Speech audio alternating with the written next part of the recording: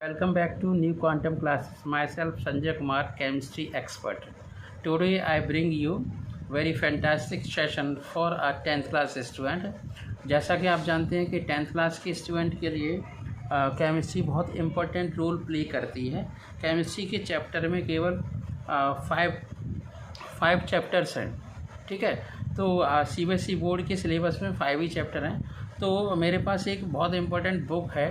मैं इस बुक की हेल्प से कुछ इम्पोर्टेंट क्वेश्चन आंसर को एक्सप्लेन करूँगा। तो सबसे पहले मैं आपको एक बार फिर welcome back to New Quantum Classes एक बार फिर और मैं आपसे रिक्वेस्ट करूँगा कि आप जल्दी से जल्दी अगर आप मेरे वीडियो पर नए हैं तो मेरे वीडियो को लाइक करें, शेयर करें, ठीक है। अपने दोस्तों को शेयर करें स्पेशली, और ख़ुद भी शेयर करें और बेल आइकन को दबाएं और सब्सक्राइब भी करें, ठीक है। अगर आप सब्सक्रिप्शन करेंगे तो मुझे बहुत खुशी होगी और आने वाले टाइम में मैं आपके लिए ऐसी वीडियो बनाता रहूँगा और इंस्पिरेशंस मिलती रहेंगी, ठीक है। तो सबसे पहले मैं आपको एक बात बताना चाहता हूँ।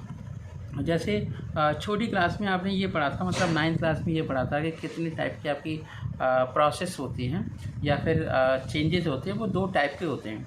नंबर 1 चेंज होता है केमिकल चेंज और दूसरा वाला होता है फिजिकल चेंज, ठीक है। केमिकल चेंज होता है और दूसरा वाला होता है physical change.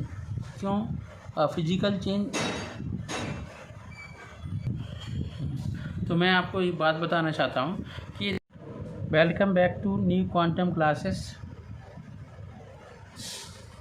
Welcome back to new quantum classes. Myself Sanjay Kumar, chemistry expert. Today I bring you very fantastic session for you for chemistry lovers, or we can say that chemistry को पढ़ने वाले student के लिए। तो अभी मैं 10th class की मैं बहुत सारे वीडियो बनाता रहता हूँ। 9th class, 10th class, 11th, 12th और PGT केमिस्ट्री के लिए और हायर क्लासेस के लिए भी, BSc MS के लिए। अभी इसी लड़ी में मैं आपके लिए एक वीडियो लेके आया हूँ, जो नया वीडियो है। फर्स्ट चैप्टर का वीडियो मैंने अभी बनाया है। उसके लिए मैं आपको कुछ इम्पोर्टेंट चीज़ें बताऊँगा, ठीक है।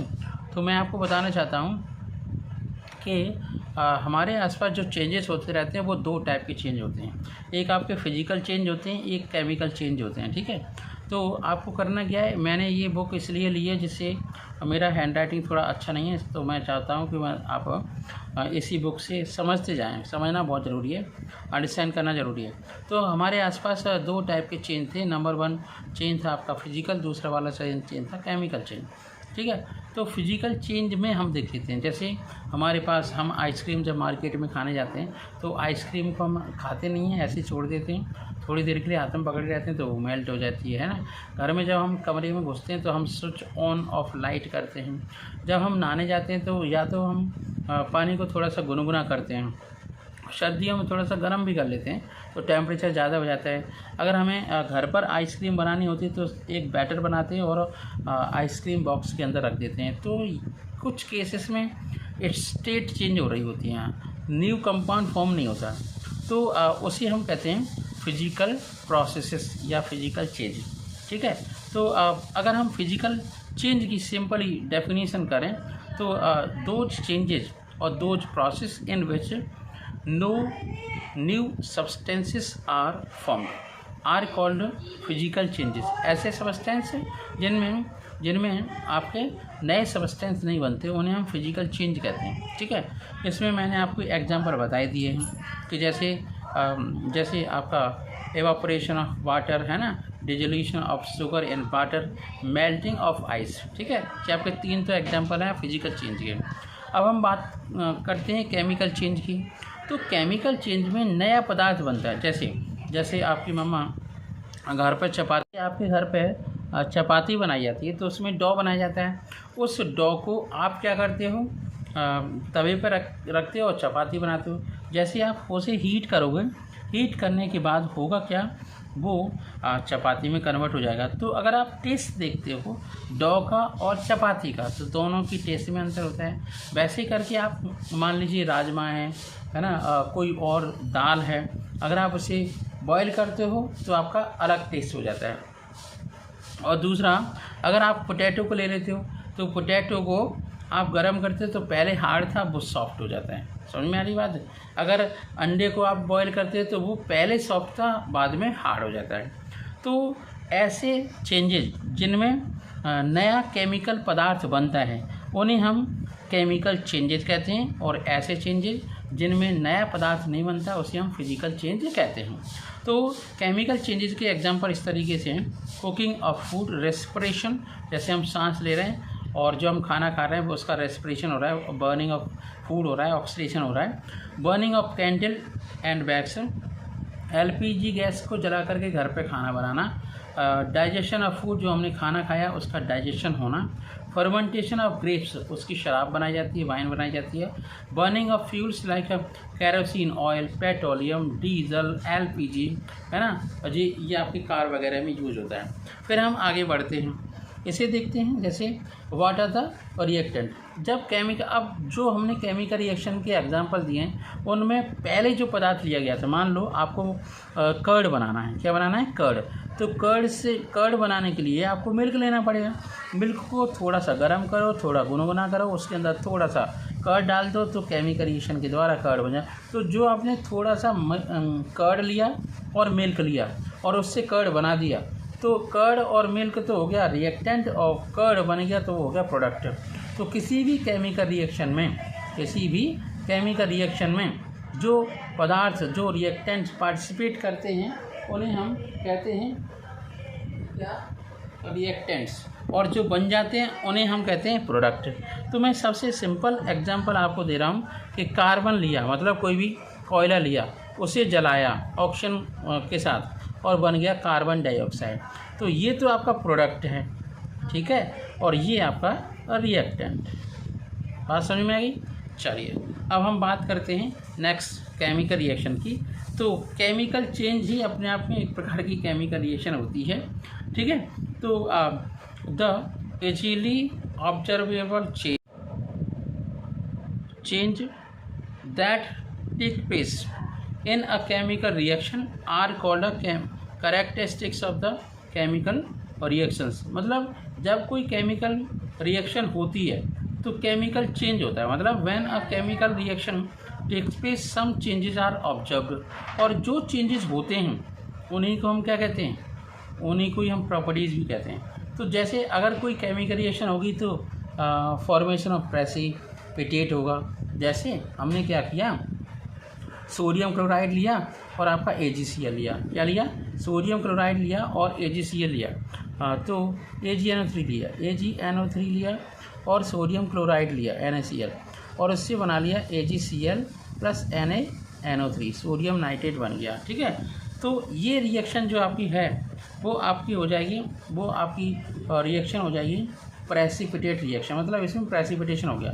दूसरा, आपने क्या किया, इवोल्यूशन ऑफ गैस के केस में आप मार्केट से क्या लेके आए?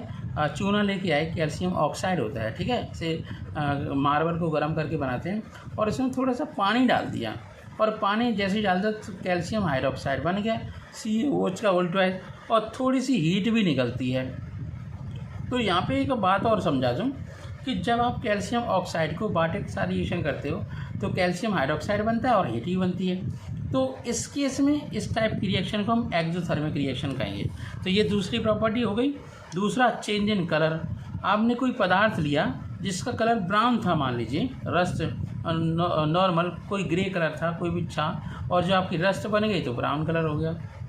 Lead nitrate, potassium iodide solution थे, कलरलेस थे, आपस में मिक्स किया, प्रेसिपिटेशन ऑफ लेड आयोडाइड बन गया जिसका कलर येलो होता है, ठीक है।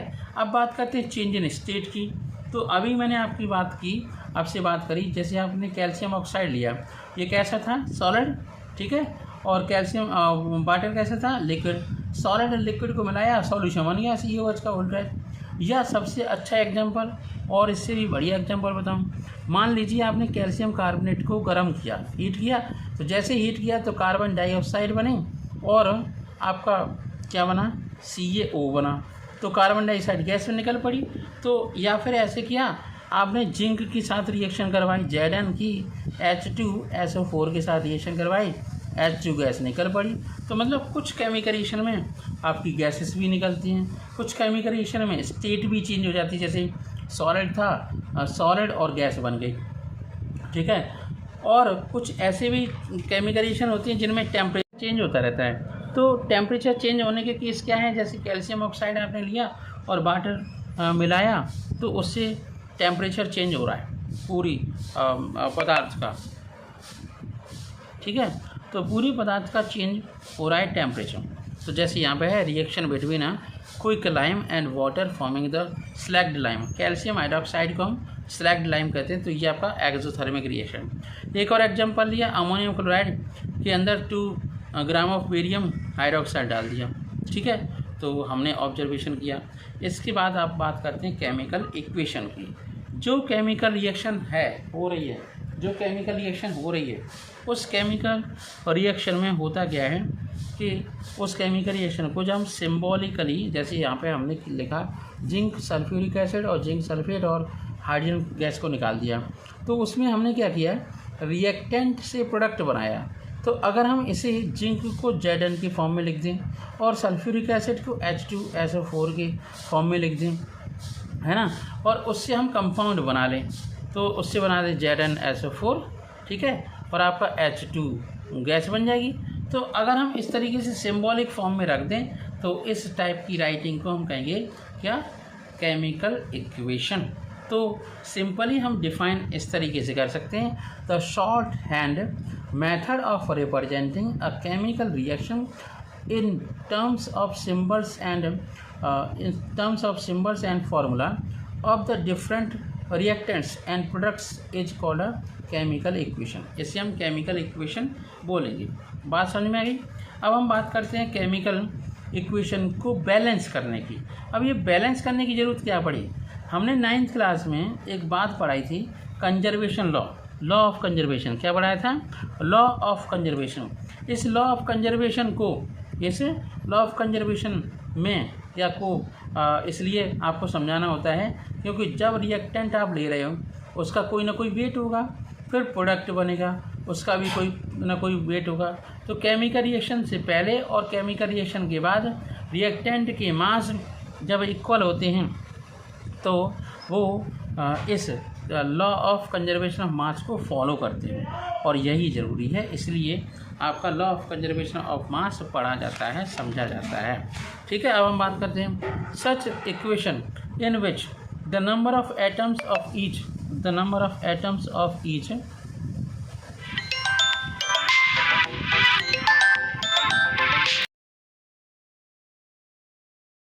चलिए अब हम बात करते हैं बैलेंस्ड केमिकल इक्वेशन की। तो such equation in which number of atoms of each element on the two sides of the equation are equal is called a balanced chemical equation, ठीक है। इन्हें हम बैलेंस केमिकल इक्वेशन बोलेंगे, ठीक है।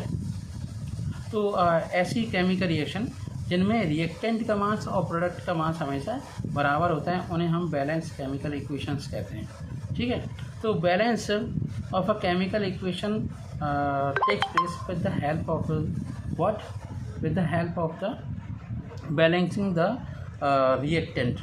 तो जब भी हम बैलेंसिंग करेंगे तो रिएक्टेंट के कोफिशिएंट में संख्या का मल्टीप्लिकेशन करेंगे और दोनों को ऐड करेंगे और ये आपका कंपाउंड बन जाएगा, ठीक है। जैसे हम जब हम आयरन की रिएक्शन वाटर के साथ होती है तो आयरन ऑक्साइड बनता है और हाइड्रोजन गैस निकलती है, ठीक है। तो ये जब हाइड्रोजन गैस निकलेगी इसके लिए हमें 3 आयरन के एटम लेने पड़ेंगे, वाटर 4 मॉलिक्यूल लेने पड़ेंगे, उससे बनेगा Fe3O4 और 4H2, इससे आपका 4H2 बनेगा, ठीक है। तो ये आपकी केमिकल रिएक्शन थी।